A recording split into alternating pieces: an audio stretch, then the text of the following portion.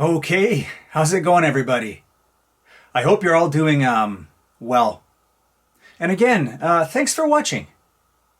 Okay, so in this episode, I want to talk about the great Russian writer Dostoevsky and his groundbreaking novella called Notes from the Underground. One of the most fascinating and original works in all of literature. Okay, so what I want to do today is to try to discuss a couple of major themes. Themes that Dostoevsky is clearly exploring in that novel. Okay, so one has to do with, well, let's call it the insufficiency of rationality. And the other one, let's call it the theme of freedom versus determinism. So let me start with the insufficiency of reason first. And you know what? For this, there's no better place to go than to the first few lines of the novel. Okay, so one of the most striking things that we learn from those first few lines of the novel is that the underground man's liver hurts, but that he refuses to go see a doctor about it. And he refuses out of spite. Now, at first glance, that's pretty weird, right? I mean, why doesn't he just go get help if he knows that, he's sick and that the doctor could help him? And why refuse out of spite? What could that mean? Well, actually, the underground man does go on to give us a kind of explanation here. But like pretty much everything else he says, it's not exactly straightforward. So we have to do a lot of the interpretive work. Okay, so what he asks us is this. He asks us, who was it who first proclaimed that man only does nasty things because he doesn't know his own interests, but that if he were enlightened, man would at once cease to do nasty things? Okay, so who's he talking about here? And what's he trying to say exactly? Well, I think he's referring to Socrates, and specifically to Socrates' famous denial of weakness of will. So, what's that about? Well, basically, Socrates believed that there was no such thing as weakness of will. That is, he didn't think that there was any such thing as knowing what's in your best interests, but failing to act on it and instead succumbing to some other desire. No, he thought that if you really knew, if you had full and complete knowledge of what was in your best interests, you'd never be tempted to do otherwise. You'd always do the right thing. So here's the thing. If you do end up doing something that goes against your best interests, it's not because you were weak, but it's just because you were in one way or another ignorant. Hence Socrates' famous dictum, no one does wrong willingly. Now again, the reason Socrates believed this was because he thought that everything boiled down to knowledge. That is, knowledge was enough to guarantee right action. Hence another one of his famous slogans, virtue is knowledge. Actually, it's interesting. I don't think his student, Plato, agreed with him on this. And I think that's why Plato, went on to famously posit 3 parts to our soul. Now, one was the rational part, but another one, importantly, was the desiring part. Now, for Plato, the rational part is all about knowledge and truth. And it's concerned with the good of our life as a whole. It's there to serve our long-term interests. Okay, but here's the thing. Plato didn't believe, like Socrates did, in the total power of reason or knowledge to ensure right conduct. No, sometimes people do end up going against their best interests, Plato thought. And that's not because they lack some additional piece of knowledge or something, or because they're ignorant, but because there's another part of them, namely their desiring part, that overwhelms or trumps their better rational judgment. Anyway, so let's go back to the underground man. So like I said, I think the underground man is reacting to Socrates' view that it's knowledge that's most important, and that if we have enough of it, we just won't choose what's bad for us. Actually, now that I think about it, I think that the underground man, or Dostoevsky, is also reacting against the Enlightenment itself, which, interestingly, some, like Nietzsche, have seen Socrates as the progenitor of. I mean, actually, the connection's really quite reasonable, especially when you think about one of the most famous projects of the French Enlightenment, namely the creation of the encyclopedia, which basically embodied the spirit of that period in France. Now, the encyclopedia's intended goal was nothing less than to be a systematic analysis of all human knowledge.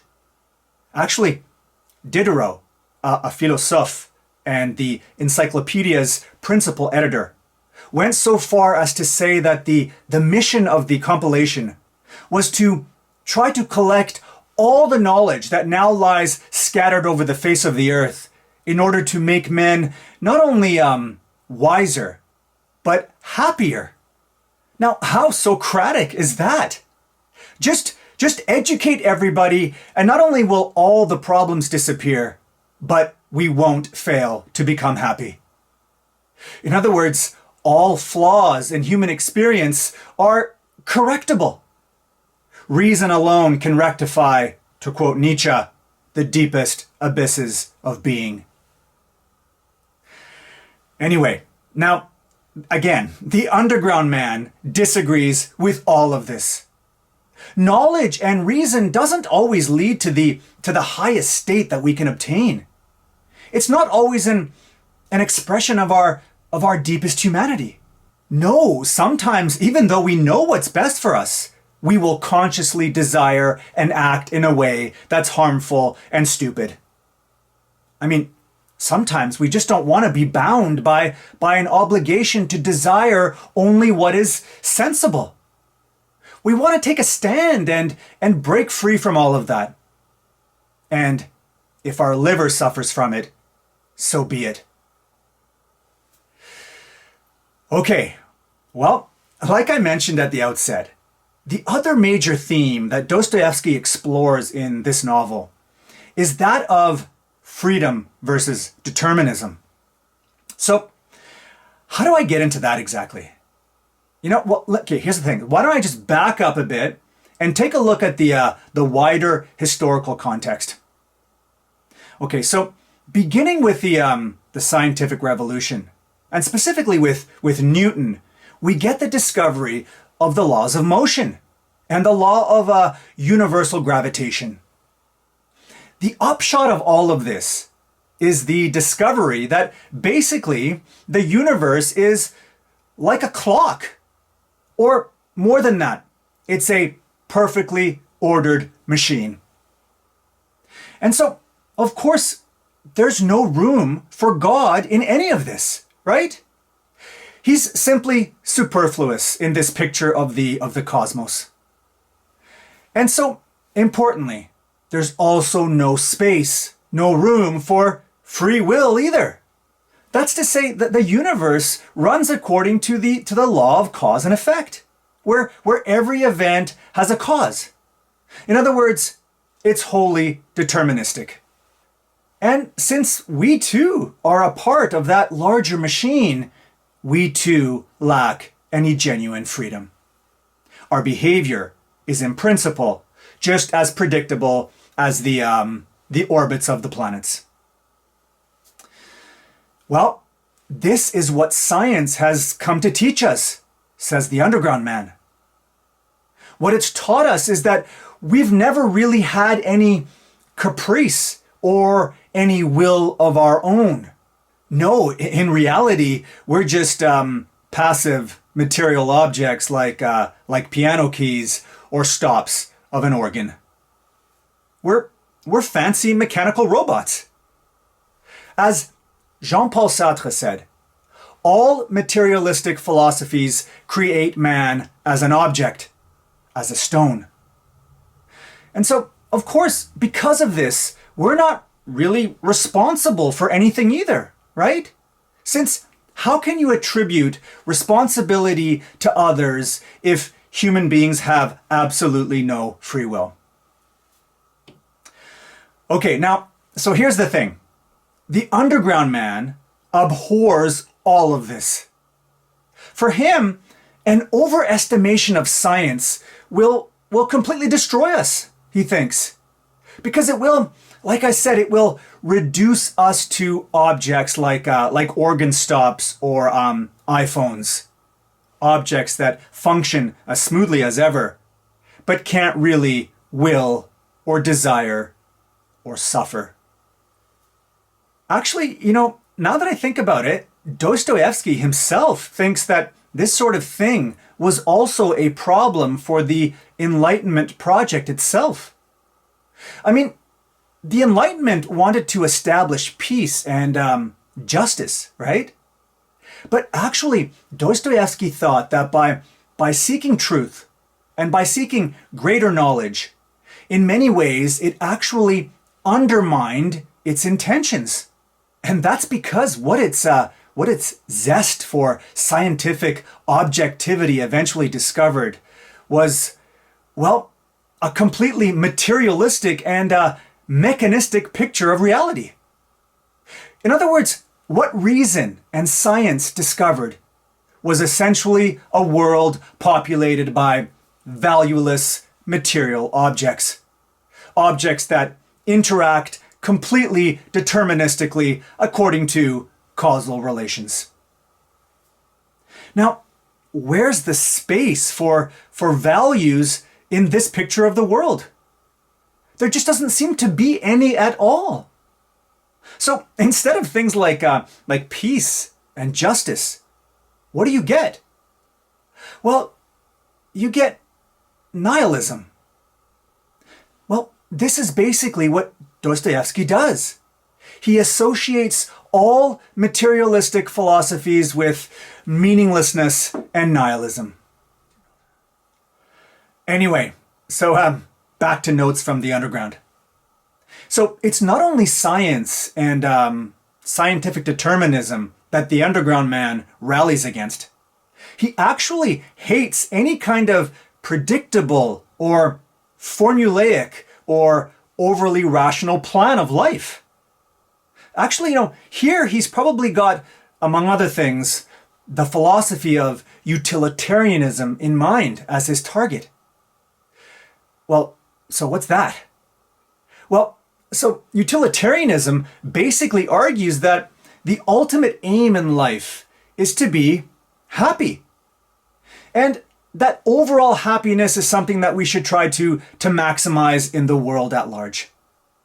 Now, the underground man thinks that happiness and the sorts of things that we normally associate with happiness, like wealth or comfort or peace of mind, things most of us take to be in our best interests actually, are actually preventing us from truly expressing and realizing our humanity. Now, sure, it's to our everyday sensible advantage to pursue these things. But to live this way is to live a conformist and formulaic and secure and predictable way of life. In this, there's no expression of any real freedom. No, for the underground man, real freedom is to do exactly as we choose, even if it means going against our own self-interest.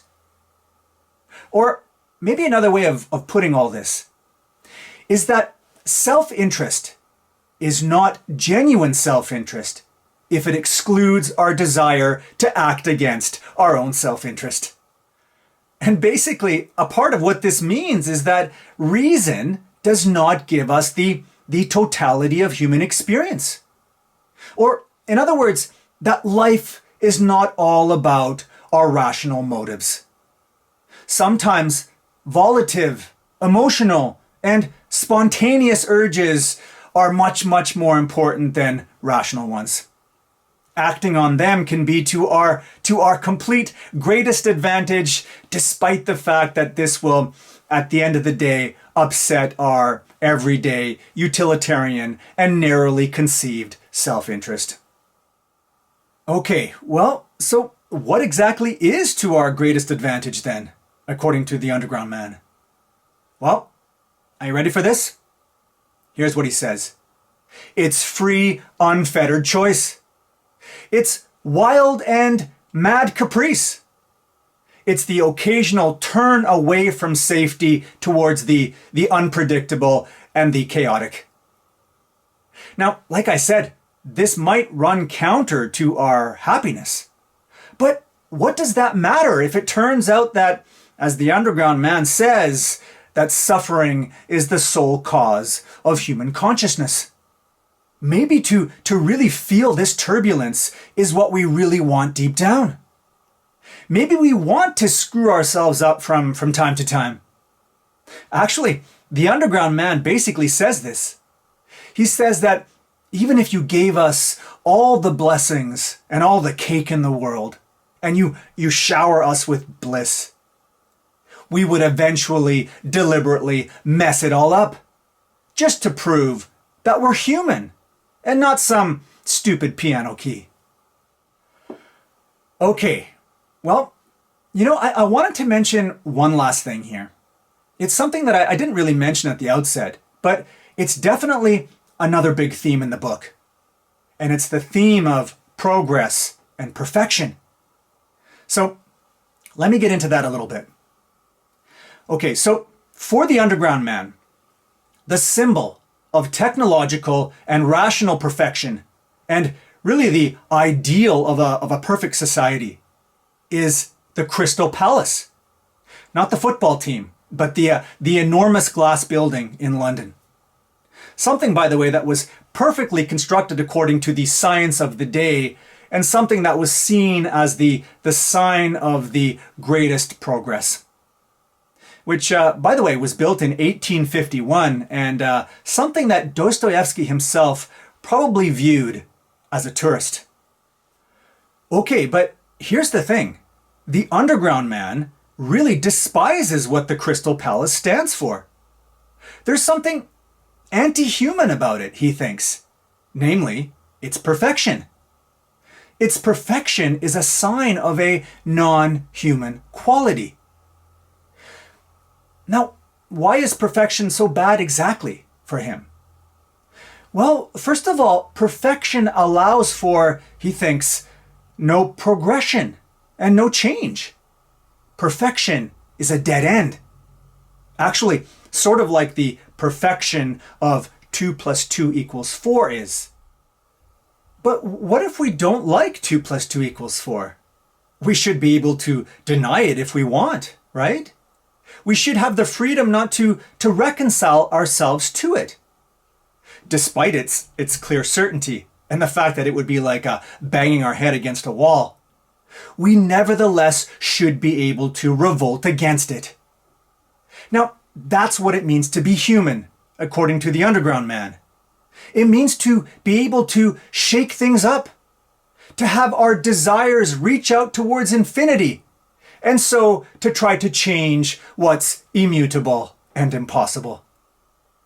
Now, what being a human being is not like is like being some passive Plinko coin, deterministically falling in line with mathematical formulas and the principles of scientific rationality. It's not to be some boring, rationating being. Actually, that's also part of his point, that at the end of the day, perfection is boring, says the Underground Man. This is part of what would be so bad about living in the efficient and predictable Crystal Palace. But That wouldn't be the case living down in the underground, however, in that hole in the wall. No, that would be way better, because at least there, where things are highly, highly imperfect, there'd be the possibility of a relief from boredom.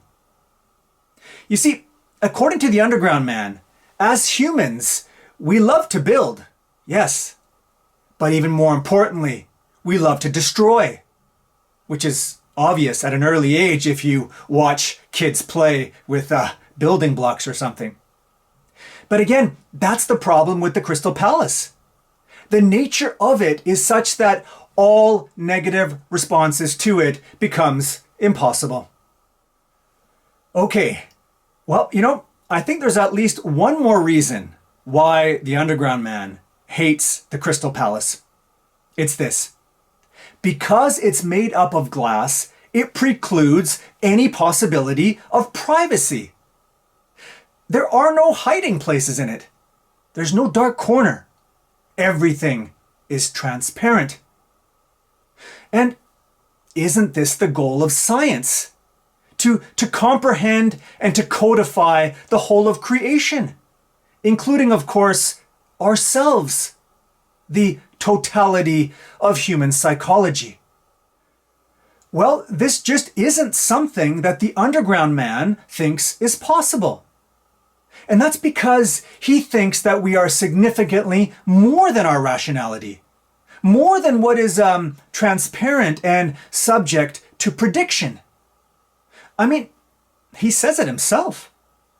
He says, "You see, gentlemen, reason is an excellent thing, but it satisfies only the rational side of man's nature. But will is a manifestation of the whole life, including reason, but also all of its impulses." Actually, what he's saying here sounds a lot like Freud's iceberg theory of human psychology, doesn't it? Where that small visible tip of the iceberg represents the conscious mind, while the bulk of it that's submerged underwater represents the unconscious mind. That large reservoir or cauldron of powerful, largely unacceptable urges and drives. Well, so at the end of the day, what Notes from the Underground is an anatomy of unreason. What it presents is no simplified, tidied up picture of the human psyche. No systematized view of human nature. No, it's an all-out attack on the rationalist picture of the soul. Our human nature is not unitary. It's at war with itself. Polarities and antinomies abound. Whether we want to admit it or not, there just is a depth of madness in the human spirit. One that is both our undoing, but also our salvation. Bye for now.